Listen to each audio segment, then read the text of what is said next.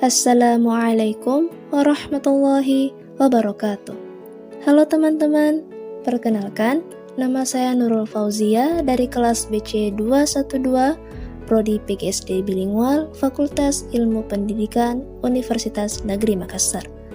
Pada video kali ini, saya akan membahas tentang adaptasi hewan terhadap lingkungannya.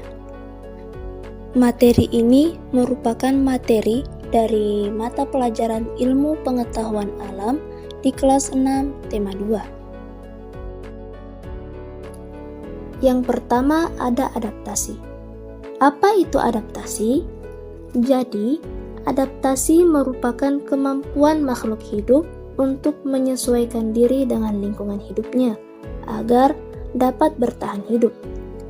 Yang kedua ada tujuan dan fungsi dari adaptasi. Tujuan dari adaptasi yaitu untuk menghindari kepunahan. Adapun fungsi dari adaptasi yaitu pertama, untuk memperoleh makanan. Yang kedua, untuk menghindari serangan dari musuh-musuhnya. Dan yang ketiga, untuk bertahan hidup. Nah, adaptasi hewan ini terdiri dari 3 jenis. Adaptasi yang pertama yaitu adaptasi morfologi. Adaptasi yang kedua yaitu adaptasi fisiologi, dan adaptasi yang ketiga yaitu adaptasi tingkah laku. Yang pertama yaitu adaptasi morfologi. Apa itu adaptasi morfologi? Adaptasi morfologi merupakan penyesuaian bentuk dan alat tubuh makhluk hidup dengan lingkungannya. Jadi, adaptasi morfologi ini dapat terlihat dari luar. Contohnya, pada bentuk mulut serangga, bentuk paruh, serta cakar unggas. Yang pertama yaitu serangga. Terdapat banyak jenis tipe-tipe mulut pada serangga sesuai dengan jenis makanannya. Yang pertama, ada tipe penggigit dan pengunyah. Nah, kalian bisa perhatikan di sini, ada gambar tipe mulut serangga penggigit dan pengunyah. Tipe mulut seperti ini biasanya dimiliki oleh belalang. Kemudian yang kedua, ada tipe pengisap. Jadi, bentuk mulutnya itu panjang dan menggulung. Ini disebut dengan proboscis. Tipe mulut serangga seperti ini dimiliki oleh kupu-kupu untuk mengisap nektar. Kemudian, tipe mulut yang ketiga yaitu tipe penusuk dan pengisap. Tipe mulut penusuk itu bentuknya seperti jarum suntik. Tipe mulut seperti ini biasanya dimiliki oleh nyamuk.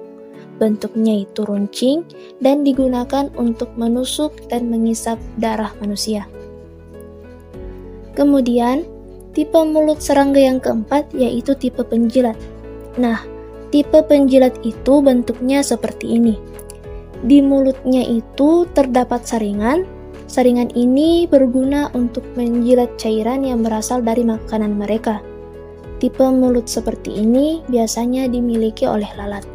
Nah, itulah tadi tipe-tipe mulut pada serangga yang disesuaikan dengan jenis makanannya. Contoh adaptasi morfologi yang kedua ada pada burung, yaitu bentuk paruh burung. Bentuk paruh burung juga berbeda-beda, disesuaikan dengan jenis makanannya. Pertama yaitu paruh pemakan biji.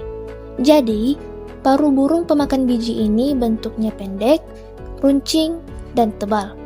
Paruh tersebut disesuaikan untuk memakan biji-bijian. Bentuk paruh burung seperti ini biasanya dimiliki oleh burung pipit. Kedua, ada paruh pemakan daging. Bentuk paruh ini tajam, runcing, kuat, dan agak bengkok.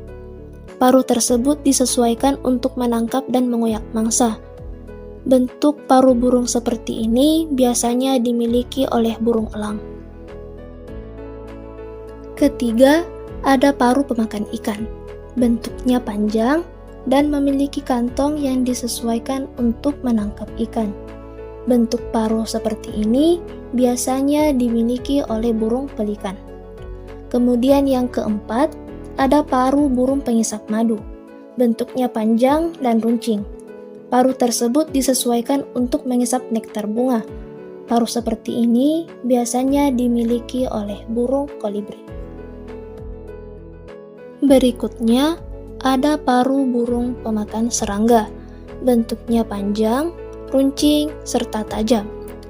Paruh tersebut disesuaikan untuk mematuk kayu dan menangkap serangga. Paruh seperti ini biasanya dimiliki oleh burung pelatuk. Kemudian yang keenam, ada paruh berbentuk sudu. Paruh berbentuk sudu bentuknya seperti ini. Paruh ini disesuaikan untuk menangkap cacing dari lumpur atau tempat berair. Pada tepian paruh terdapat struktur seperti sisir untuk menyaring air. Bentuk paruh seperti ini biasanya dimiliki oleh bebek. Contoh adaptasi morfologi yang ketiga yaitu bentuk kaki atau cakar burung. Yang pertama, ada kaki pemanjat. Kaki pemanjat ini terdiri dari 4 jari, yaitu 2 di depan dan 2 di belakang. Kaki tersebut memudahkan burung untuk memanjat dan mencari serangga di pohon. Cakar seperti ini biasanya dimiliki oleh burung pelatuk. Yang kedua yaitu kaki petengger. Kaki petengger ini memiliki jari-jari yang panjang dan datar untuk memudahkan burung bertengger di dahan atau di ranting. Kaki seperti ini biasanya dimiliki oleh burung pipit. Yang ketiga, ada kaki pengais. Kaki pengais ini memiliki 3 jari menghadap ke depan dan 1 jari yang tumbuh tidak sempurna menghadap ke belakang. Kaki pengais ini berguna untuk mengais tanah untuk mencari makanan. Bentuk kaki seperti ini biasanya dimiliki oleh ayam. Yang keempat, ada kaki pencengkram. Kaki pencengkram ini memiliki kuku-kuku melengkung yang tajam dan kuat. Bentuk kaki ini disesuaikan dengan fungsinya yaitu untuk mencengkram mangsa. Mangsanya itu biasanya berupa daging. Jadi, kaki seperti ini biasanya dimiliki oleh burung elang. Dan yang terakhir, ada kaki perenang. Kaki perenang ini memiliki selaput di antara jari-jarinya. Kaki ini biasanya digunakan untuk berenang dan berjalan di daerah perairan atau berlumpur. Biasanya, bentuk kaki seperti ini dimiliki oleh bebek. Yang kedua, ada adaptasi fisiologi. Adaptasi fisiologi merupakan penyesuaian fungsi fisiologi organ-organ atau alat tubuh makhluk hidup untuk bertahan hidup. Jadi, adaptasi ini tidak bisa dilihat langsung oleh mata. Contoh adaptasi fisiologi pada hewan yaitu ada pada unta, sapi, dan burung hantu. Contoh yang pertama yaitu unta. Unta biasanya menyimpan cadangan air di dalam punuknya. Punuk tersebut berfungsi untuk menyimpan lemak. Lemak yang dimaksud berupa cadangan makanan di dalam tubuh yang digunakan jika tidak ada makanan di sekitarnya. Maka dari itu, unta bisa tidak minum dan tidak makan dalam waktu yang lama karena sudah menyimpan cadangan makanan di dalam punuknya. Cadangan makanan tersebut digunakan untuk bertahan hidup di daerah yang gersang seperti gurun. Contoh yang kedua yaitu sapi. Sapi merupakan hewan mamalia yang bisa memamah biak, artinya hewan yang dapat memakan makanannya sebanyak 2 kali. Contoh yang ketiga yaitu burung hantu. Burung hantu akan memiliki penglihatan yang tajam pada malam hari, sehingga burung hantu dapat dengan mudah mencari makanan. Yang ketiga, ada adaptasi tingkah laku. Apakah yang dimaksud dengan adaptasi tingkah laku?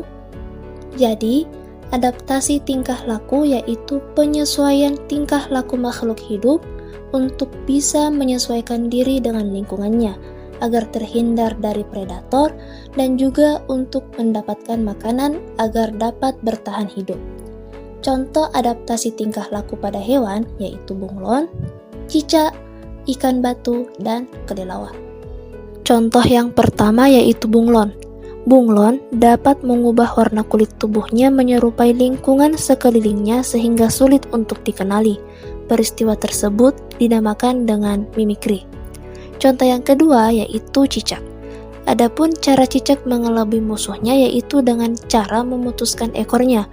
Peristiwa tersebut dinamakan dengan autotomi. Contoh yang ketiga yaitu kelelawar. Kelelawar mencari makanan di malam hari dengan memancarkan bunyi berfrekuensi tinggi melalui mulutnya. Kemampuan kelelawar tersebut dinamakan dengan ekolokasi. Contoh yang keempat yaitu ikan batu. Ikan batu pandai menyamarkan dirinya menyerupai bebatuan karang.